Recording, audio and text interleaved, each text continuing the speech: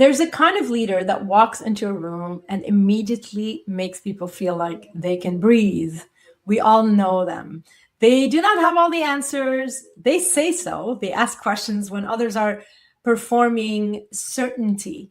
They sit with discomfort when others are papering over it, pretty much. And somehow the team performs better. People stay longer and trust runs much deeper. My guest today is one of those leaders, and what makes her story worth your time is this. Take note. She did not develop that quality in a leadership program. She developed it by being thrown into the fire with no training, no roadmap, and no safety net. And she figured out that the thing she thought was a weakness, accepting imperfection, sitting with uncertainty, asking instead of pretending, was the thing that made her exceptional. This is the NeuroLeadership Edge. Let's get into it.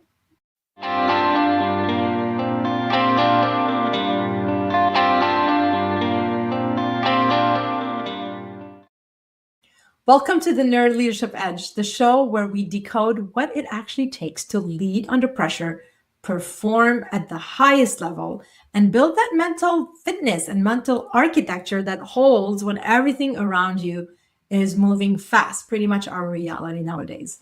I'm Claire Hayek, neuroleadership expert, TEDx speaker, and founder of Mind, Soul, Purpose Team Building. I spent more than 20 years leading high-stakes projects and teams under pressure. What I learned is this: pressure does not build leaders. It reveals the system they are already operating from. So let's get right into it. 3 things you are walking away with today: a completely different way of looking at imperfection in leadership, a real story about what happens when you go against the rules, trust your gut, and lead with humanity instead of liability avoidance, and what that costs and gives back. 3, a practical frame for how to lead yourself and your team through uncertainty and ambiguity, pretty much. My guest today is Jewel von Kempf. Jewel is a strategic HR leader with 15 years of experience building people operations from the ground up, literally, at startups, SaaS companies, and Web3 organizations. She has been the first HR hire, the team of one, the person who had to figure out payroll, compliance, and culture simultaneously with no blueprint and no formal HR background. And you guys are probably going, what? You're either falling off your chair or you're going, oh yeah, I know that. So she has led teams through mergers, through rapid growth, through the kind of organizational ambiguity that makes most people freeze. This is the thing, right? And throughout all of it, she has operated from a principle that most leaders struggle to say out loud most of the time. She does not need to be perfect. She does not need to have all the answers. And that, it turns out, is exactly what makes people trust her. So Jewel, welcome to the show. Welcome to the NeuroLeadership Edge. Yeah. Thank you. Thank you for having me. I'm great. I'm very excited to talk to you about how imperfect I am. It's gonna be great. The perfection and the imperfection. Let's leave it that way. So listen, you've been obviously, you have tremendous experience. I want to go back to the beginning because your path into HR is not let's say conventional one, right? So you were working as an executive assistant, come on, right? At a startup. And the CFO walked up to you and basically said, we are letting the HR person go. Can you do HR? And you said, yes, obviously. Take me back to that moment. What was actually going on in your head? And what did those first weeks look like when you realized the scope of what you had just taken on? At my core, I am someone who just wants to help most of the time. And I liked the company I worked for. So when my CFO came up and asked me, I felt 2 things. I felt like, yeah, totally. And also disappointment and sadness for the HR leader that I had been helping out and had had, grown to like, but excited for the opportunity and what it could look like. And those first few weeks they were wild, if I got to be honest. I didn't know anything about HR. I had to step in and do payroll, manage the benefits, discuss employee issues with them. I'm a pretty gritty person and don't have a problem like asking for how to do stuff. So I spent a lot of the time on the phone with ADP, is who our payroll provider was at the time. I think they walked me through the first 3 payrolls and just asking questions. This company also had government contracts. And so there's some reporting, some very big reporting that had to be done. The CFO did hire a consultant, which was great and helpful to have for those big discussions and someone to reach out to. But I think I was only in it for about a month until I had to do my first investigation for like harassment and stuff. And wow, okay. Crazy. So wow. It was a lot, but I was very lucky that I had an incredibly supportive leadership team and an incredibly supportive like consultant and just people that I could reach out to and ask questions, through our service providers and stuff. So they made it easy-ish. I mean, it was nonstop, but they made it as easy as they could. Yeah. And I bet the support, of course, it helps. What you just described, Jewel, is something that neuroscience calls a stretch response. So when we are literally pushed beyond what we know and we stay in it rather than go hide and retreat, the brain has to build new pathways. So it does not have the luxury of falling back on a habit. It has to actually problem solve in real time. And that's what you did. Yeah. And this is what's interesting. The interesting thing is that leaders who perform best under pressure are often the ones who have been in situations like yours, in that early where they had to stay curious, ask the questions and figure things out without, having a safety net per se. So they train the brain to operate in uncertainty without shutting down. And so that kind of becomes a wired in default. So when pressure comes back later, that pattern is already available and it's actually serving you in a way. It's very interesting. And I wanted just to mention that for any of you wondering. So you told me something in our first conversation that I have been thinking about ever since. You had an employee who was swinging and, kind of back and forth between being a high performer and completely falling apart. Now, if I remember correctly, you said your legal team told you to document everything, manage the performance, and stay out of the personal side of it because of liability, which I completely understand, and I'm sure you too. Yeah. And you sat with that advice for about a month, and then you decided to go against it. Punchline right here, right? So you sat down with that employee and just asked her what was going on. Walk me through that decision. What made you do it when everybody and everything around you was saying, do not? I think the turning point for me was when the manager had decided that they wanted to put that employee on a performance improvement plan. And I'm sure you've heard it in social media and people are like, oh, if you go on a performance improvement plan, that's just the company trying to exit you out in like a softer way or like covering their bums, Soften the blow. And if I'm in this case, that was almost the case. And I didn't like that. We had invested in this employee like we had in all of our employees. They were part of the culture of the team. We should invest in not just their development, but also their improvement with the intention of having them stay. But we can't have them stay without knowing what's getting in the way of them working. And I had young kids, and I know that things get in the way that are not professional. Like life gets in the way, illness gets in the way. And I had gone to a seminar where an incredibly experienced coach, kind of like yourself, had given an example of an employee that was not showing up for work and they were about to fire her.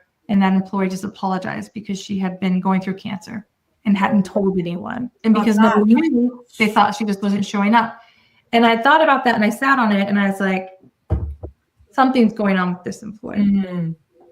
And so, I told our employment attorney what my intention was to meet with her and to figure out what we could do. And so we did. She came into my office and we just had kind of a what's going on outside of work conversation, like what's getting in the way. And she disclosed like a pretty like serious, and I'm going to say chronic, like ongoing, like medical situation. Right. And one that couldn't just be like solved with Right. medication. And I gotta be honest, like at first I was like very intimidated. I'm like, well, like, what do we do now?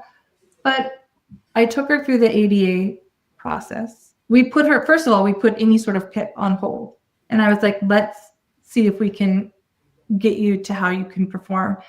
And we went through the ADA process, and it was pretty grueling. It's a little bit easier, I think, to go through like the ADA process for people when they have like a very clear disability that's easy to answer that you can like fix, or it's like a short-term thing. This was long-term, and a lot of it was like mental. So how do we work around the uncertainty and ambiguity of just this disorder in general, and how you can make it work? And so we did it, and there was a lot of like trial and error, but a lot of transparent conversations between myself and the employee, and the employee and the manager, and just everyone being on the same page. And a lot of coaching, like as well with leadership, like what can't you say, what can you do, how do you manage this? And at the same time, I was also learning, like learning some of this. And so we were able to develop an actual structure for this employee where they could show up. But I would say most importantly, we were able to develop better communication between her and her manager. Right. And I mean, she excelled after she stayed. She did.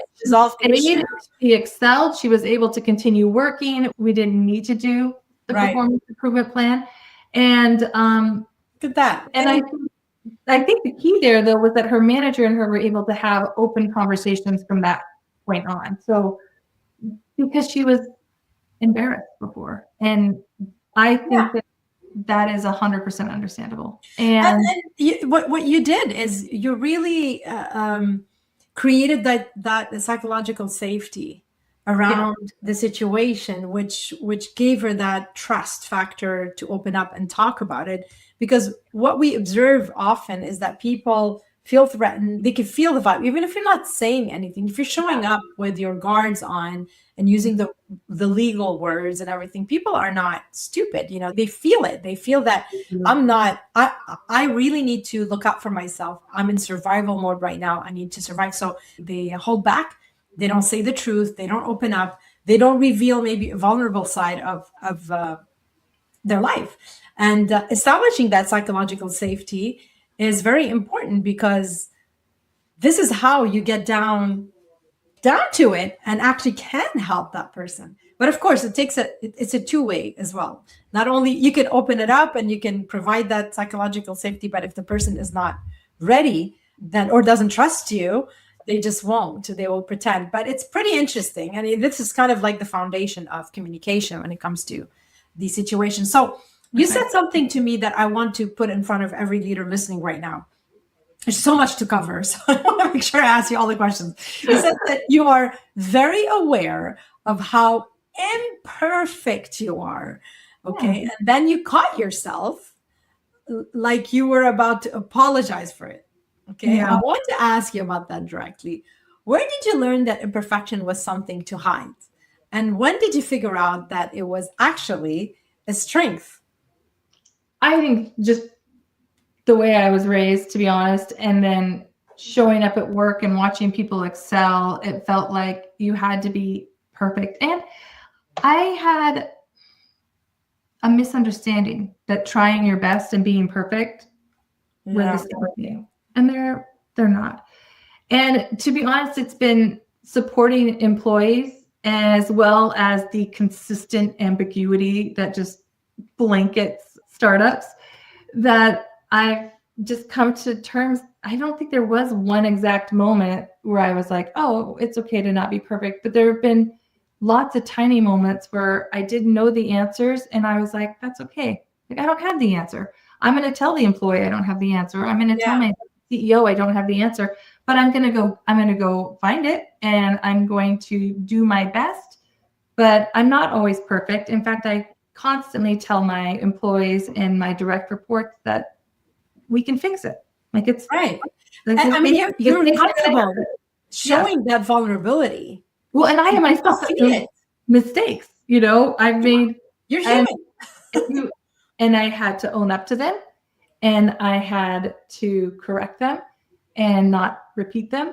And those moments in life that you do all that, I think it leads you to appreciate the fact that you have those moments to learn from. And so if we were perfect all the time, then we would have the most incredibly boring company and processes, and I couldn't agree more. Yeah. We burn out. And so I think all these little moments in my life just kind of, and supporting all these employees and leaders, just kind of led me to dissect, or to essentially just separate perfection from doing your best. Yeah. So this is, authentic leadership, as far as I'm concerned, is it's about not knowing everything and saying it out loud. I do not have the answer. Well, let's figure this out together. And when you do that, something different happens. People around you. I understand that probably also is a relief, or a certain way to kind of also deal with uncertainty, which is great, because tapping into vulnerability is amazing. It's such a strength. But also it does a whole thing around you. It basically gets people out of their fight or flight or survival. That's the social threat response kind of gets quiet.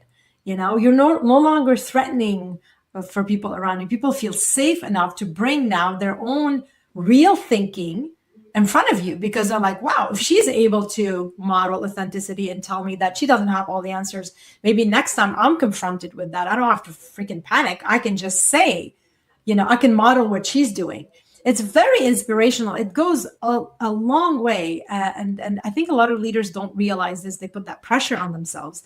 Now, you have been the team of one more than once, right? You walked into organizations that basically had no HR. You built it from nothing. Then you've gone through mergers, layoffs, leadership transitions, the global pandemic, not to mention the global pandemic.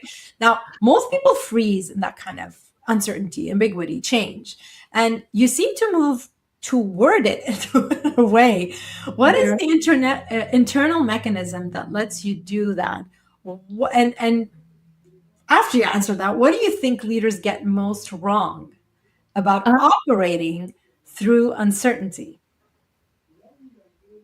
I don't know what leads me. I don't know. I don't want to get bored. I feel like I like the challenge, Claire.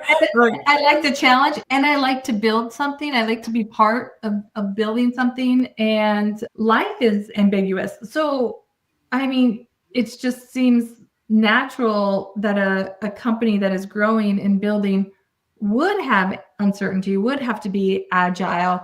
Right. And in order to work through it, I do have an answer. In order to work through it, you have to do it with people. And so even though I'm a team of one, I'm never alone. I have finance teams, I have leadership, I have employees, I have people with me, and we're doing it together, and we're building something together. And I think that makes it just delightful, and I will say that I have very rarely in my life worked somewhere where things were just like super structured. I have a few times, but I like that things can change and that things can grow and that we can fail through that ambiguity. And out of that failure, something amazing is going to emerge that we didn't even know we could do. And so it's a positive outlook on the whole thing. And that's actually called, you got cognitive flexibility. That's what we use, in neuroscience. And basically your brain's ability to shift, adapt, and find new solutions when the old ones basically no longer apply, as opposed to freeze, panic, hide, shut down. No, you thrive. And you've obviously developed that ability. And you're able to, from what I can tell, and from what you're sharing with us, is that you were able to regulate your nervous system, and it's in order to be able to access that part of you that thrives under that uncertainty, and as opposed to panicking, getting out of your amygdala, which is that fight or flight response, into your prefrontal cortex, your brain's CEO.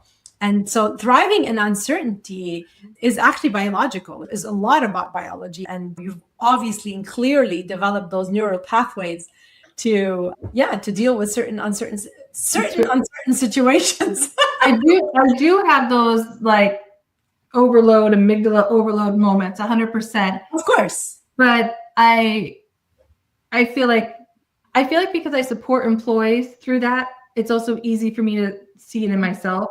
I can see that I'm like tensing up while I'm working and just be like, find a way to kind of ground myself. Or even when I use verbally, just remind myself like that I'm okay and like this is going to get done, or smile while I work. Yes. Even though there's nothing to smile about, like, am I trick my brain into like, this is okay? I actually think that works.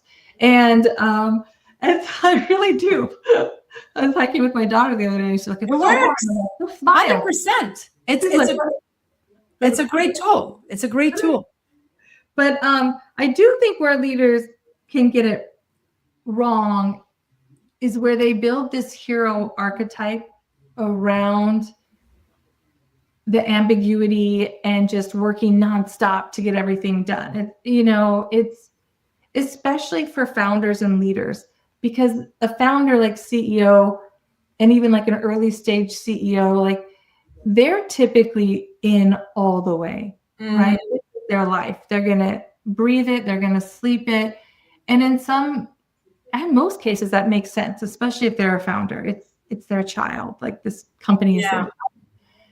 I think it's sometimes hard for them and also some of the leaders that are surrounding them to remember that the people working for the company are humans and this isn't their child. Like they're not going to bleed for the company, and they shouldn't. They should do their best and they should work as they can through the ambiguity. But also they are people that when they close their computers at the end of the day, they're, going to go volunteer somewhere, or they're going to have a family, or maybe they go to the gym, maybe they do parkour. I don't know, but they have a life outside of work. And sometimes, even myself, sometimes it's hard to remember that when we're in the throe of work.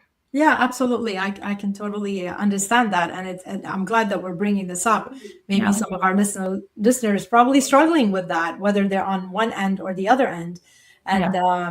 And it's something that we need to talk about, definitely, just to bring awareness to it and just kind of like, okay, remember, don't take that for granted. Now, I want to go somewhere personal for a moment, if you are open to it. Is that okay? Okay. Well, you went through your own significant, pretty much disruption recently, a job loss. Mm-hmm. So a transition you did not choose on your timeline, right? I think it happened earlier than you thought it would. You've spent your career helping others navigate that exact experience, and then you had to do it yourself. What did that teach you about everything you have built as a leader, as a person, that you could not have learned any other way? Well, I was very fortunate that the conversation I got to have with my CEO at the time was just a personal like touch, and as compassionate and kind as it can be when you're having these conversations. And but putting myself in the shoes of some of my employees, and when I have had to terminate people, I'm a very friendly, we converse, I'm very friendly, I'll talk, but I do read from a script when I do it, primarily because if I don't, I personally might cry and get emotional. But I always follow up with an email and open the door for them to use me as a resource if they need, as they look for their next role. And I hope that they do.